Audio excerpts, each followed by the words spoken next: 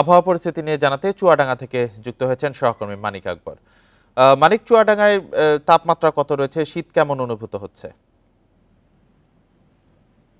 চুয়াডাঙ্গা আজকের তাপমাত্রা 11.8 degree Celsius, যেটা আমরা দুই একদিনের হিসাবে বলতে পারি যে তাপমাত্রা একটু নিচের দিকে নেমেছে। তবে আজকে কুয়াশা কম ছিল। এখানকার আবহাওয়া কর্মকর্তারা বলছেন যে কুয়াশা বেশি থাকলে তাপমাত্রাও একটু উপরের দিকে থাকে। কুয়াশা যেহেতু আজকে কম, সে কারণে তাপমাত্রাও একটু নিচের দিকে নেমে এসেছে। আর তাপমাত্রা যেহেতু 11.8, সে কারণে তীব্র শীত অনুভূত হচ্ছে।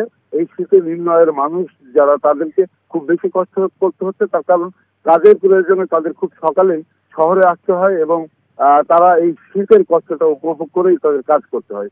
তো যেহেতু তীব্র শীত পড়ছে বেশ দীর্ঘ সময় ধরে চুয়াডাঙ্গা জেলায়, তো এই কারণে ইতিমধ্যে শীতবস্ত্র বিতরণ শুরু করেছে জেলা প্রশাসন এবং পুলিশ প্রশাসন।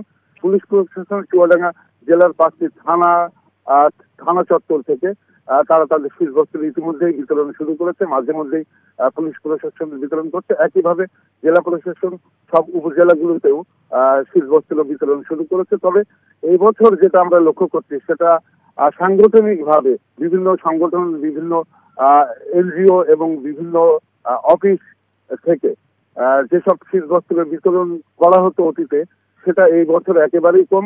যে কারণে ভুক্তভোগীরা বলছেন যে এবছর তারা অনেকেই এখনো পর্যন্ত শীতবস্ত্র পাননি, অথচ তীব্র শীত চলছে এখন চুয়াডাঙ্গায়।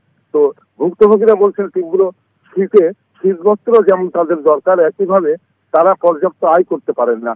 একজন ধান চালক বলছিলেন যে তিনি শহরে আছেন ঠিকই, কিন্তু শীতের কারণে সকালের দিকে মানুষ কম থাকে, আবার সন্ধ্যা লাগার পরপরই মানুষের সংখ্যা কমে যায়, যে কারণে তারা পর্যাপ্ত যাত্রী পান না। তারা বলছেন যে যাত্রী যেহেতু পান না, তাদের আয়ু কমে গেছে।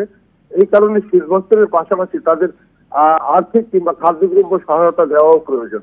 তো এই অবস্থার ভেতরে আছে চুয়াডাঙ্গার মানুষ। আরেকটি বিষয় আছে, যেটা হলো কৃষি শ্রমিকরা, তারা মাঠে এই শীতে কাজ করতে পারছেন না। আর শীতের কারণে, তীব্র শীতের কারণে শীতজনিত রোগ বালাই বেড়েছে। চুয়াডাঙ্গা থেকে শীত পরিস্থিতি নিয়ে জানাচ্ছিলেন সহকর্মী মানিক আকবর।